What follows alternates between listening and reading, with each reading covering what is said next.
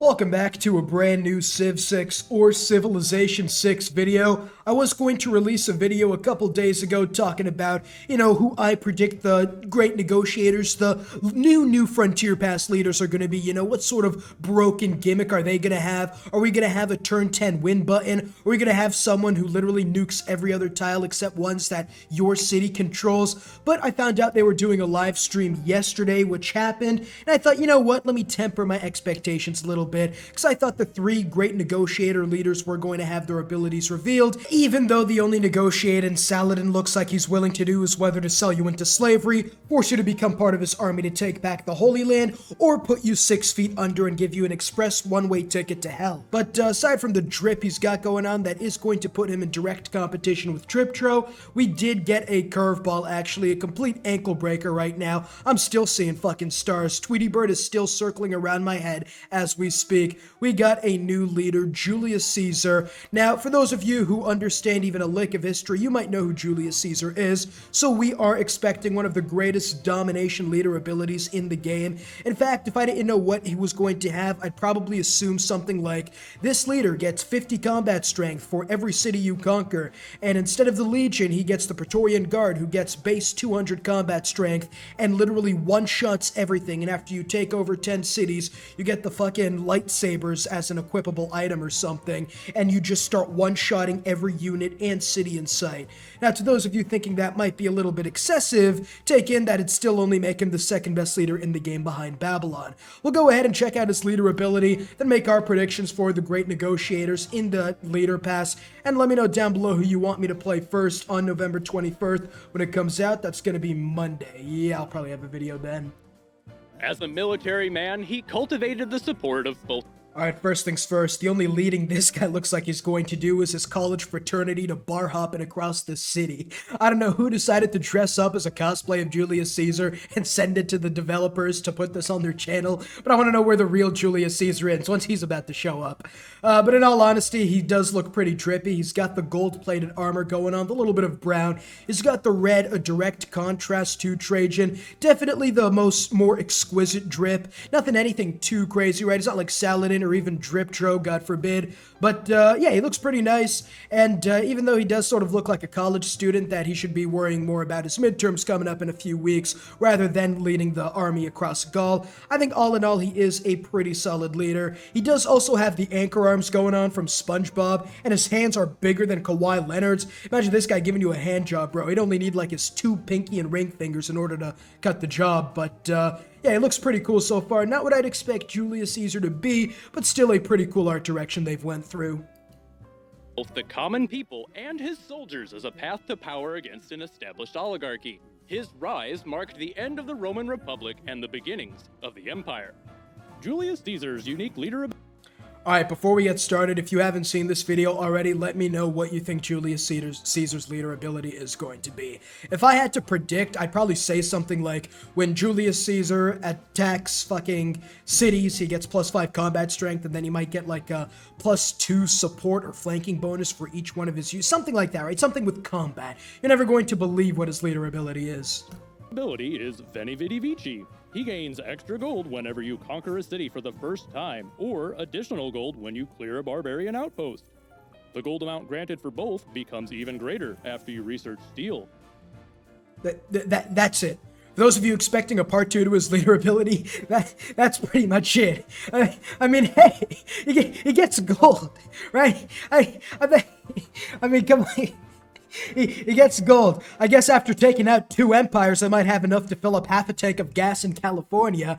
But, yeah, I mean, I don't even know if he's releasing in the next couple of days. In all honesty, I'll probably just switch to being some sort of pimp or something, because I feel like that would get him more money than what's going on in this game. He just gets a little bit extra money. There's no joke at all.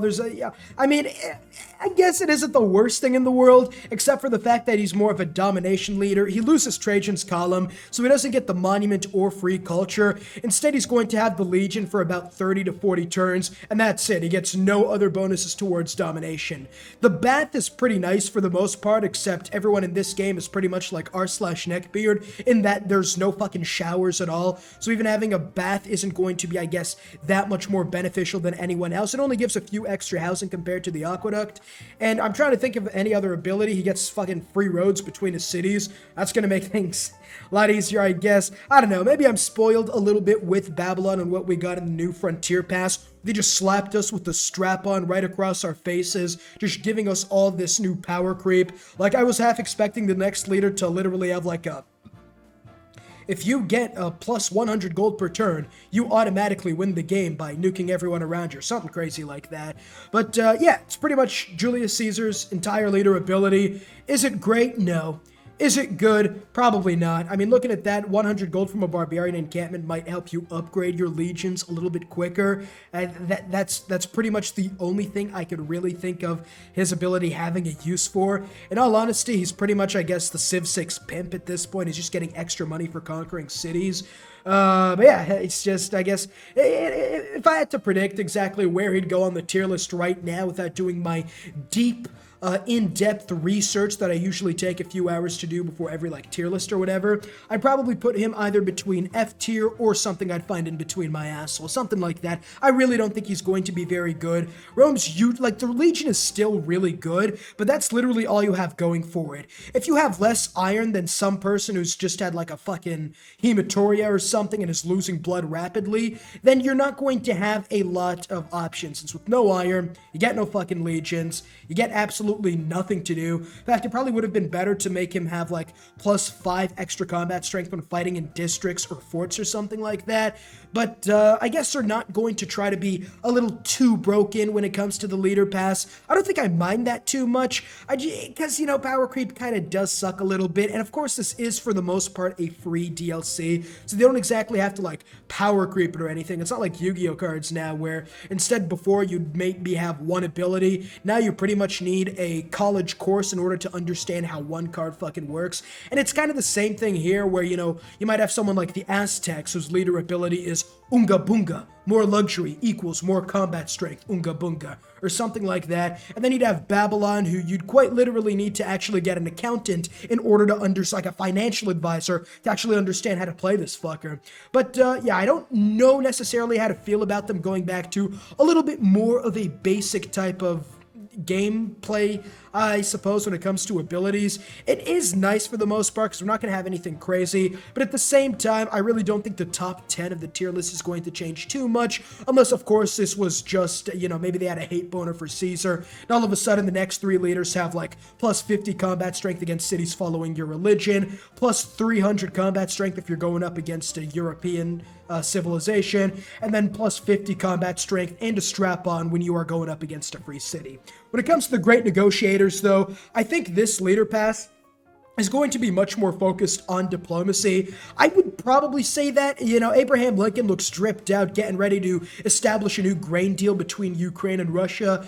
Nzinga Mbende looks like, again, she could be like a diplomat for her country, right? Did read a little bit about her. It was like a master diplomat and warrior. But Saladin over here is just that's another crossover right now. I'm not sure how much more my ankles can take. A little bit more than that, and I'm going to have more than my daily recommended dose of ankle breakers, because I have no fucking idea what he's supposed... Like, again, he looks like he's dripped out to go reconquer Jerusalem, not be a negotiator, but I think he's going to be much more of a diplomatic domination type leader. So what I think his leader ability is going to be, it's probably going to be something like, if you have enough diplomatic favor, I guess, maybe you could even use that diplomatic favor to get, like, a boost to combat strength for your units, potentially. But I think more than likely what it's going to be is his religious building, as well as his unique building, is going to get +1 diplomatic favor each time you build it. Kind of like a pagoda in a way. Hold on, I got a burp coming on. Just throw up a little water in my mouth. Excuse me for the false alarm. But I think his other part of his unique ability is going to be something like +5 combat strength against enemy cities following your religion. Kind of like Crusade in a way, and it could like stack with Crusade to make them really, really strong. Or maybe if they don't want to repeat bonuses, I guess like the Crusade belief has, maybe they could do something like when you're in the borders of your own city following an enemy religion, you get combat strength, so that after you conquer a city, if it's still the enemy's religion, you get combat strength, kind of like a reverse Crusade in a way. But I think that's what his ability is going to be, something to help him with diplomacy as well as domination. Again, it's not going to be anything too strong, because looking at what they did to my boy, absolutely massacred right now. My brother's fucking dead right now. He's might as well not even release him at this point. I don't think they're going to do anything too broken at this point. Second one's going to be nzinga mbende. I would assume it has to, again, do something with maybe helping to defend your borders as well as diplomacy, maybe. Maybe you could have something where, like, enemies suffer twice as many. Well, no, Gandhi has that probably.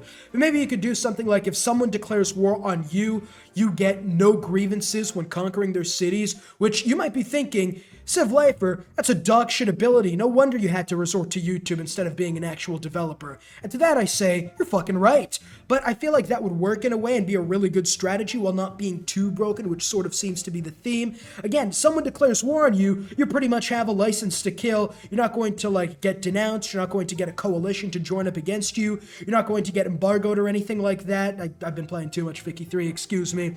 But that would be something to help, I suppose, as nzinga mbende. And then maybe something else could be if you are fighting a unit with a technological advantage, you get plus 10 combat strength. Maybe something to help in the defense a little bit. Maybe your walls give Diplo favor as well as an extra defensive boost. Something that would be more focused towards defense, because she pretty much just bent the Portuguese over, fucked them, and kicked them out, while also being a master diplomat. That's what Wikipedia said. If it turns out she's an absolute dog shit leader, don't blame me. But something more towards defense and diplomacy, where Saladin is offense and diplomacy. Looking at Lincoln, this man looks like he's going to be diplomacy, right? Now, I think the attire, the leader's dress, is exactly going to be sort of showing what type of leader they're going to be. For example, with the personas, when Catherine de Medici, she had the regular Black Queen, spies and shit. Then she had the other one, which looked like she was about to drop her glass slipper at Cinderella's ball. That one was much more of a cultural leader with her court festival and stuff. And they made her, I guess, some more cultural attire. Then you also have Teddy Roosevelt. He had the bull moose Teddy, working on economy, science, culture, blinking, he's already in space, getting ready to set up for civilization beyond Earth. Then you have Rough Rider Teddy, who looks like he's going to star in the sequel of Django Unchained. This time they're trying to rechain Django, because he looks like he's about to fuck shit up in the sequel to Cowboy Bebop. But, looking at all these leaders, I think Abraham Lincoln looks the most like a diplomat, so I'm assuming his ability is going to be much more focused on diplomacy. And again, America does get a diplomatic favor point for every wildcard slot they have in government, so maybe Abraham Lincoln is going to take that and turn it up to 15. Maybe it's going to be something like, for every diplomatic favor you have, or every 10 diplo favor you have, you get an extra wildcard slot, which sort of feeds into itself. Now, if I didn't see what these guys were wearing and I had to make an assumption, I'd assume Abe Lincoln's leader ability would be something to do with the Civil War, and it would be something like whenever you're beside a free city, you immediately whip out the strap-on and start fisting to the highest caliber, like right up to the elbow, potentially even the shoulder, before you get them to surrender. But that would again be something more akin to what Latoro does, 10 combat strength against free cities. So I think maybe Abe Lincoln's going to have, something like every time there's a free city that rebels, it gets plus 5 loyalty towards joining your empire, maybe, so that you have, like, not only are you going to be able to recapture lost cities, something you don't have to really worry about too much, but in something like the Dramatic Ages game mode, when everyone's in a dark age, you literally gobble up all their cities in like 10 turns or something, and you go from maybe having a 5-city, American East Coast 13 colony type nation, to being a world superpower, bane of anything Japanese and German. But, I think it's going to be something like that. Something to definitely do with free cities. It could even be something like you'd be able to use Diplo favor to buy free cities. Literally, I guess, being a corrupt Wall Street politician, which is just like America in real life, so it does fit with the theme. But, that's pretty much my different ideas I have for each of these 3 leaders. Again, I'm probably going to be completely fucking wrong right now. But again, let me know what you guys think down below in the comments, and completely fucking roast me if it turns out that I will completely whiffed on every single single one of these abilities. And yeah, if you do enjoy, leave a like and subscribe, and I'm probably coming out with a gameplay video either tomorrow or Sunday, so I'll see you all in the next video. Peace.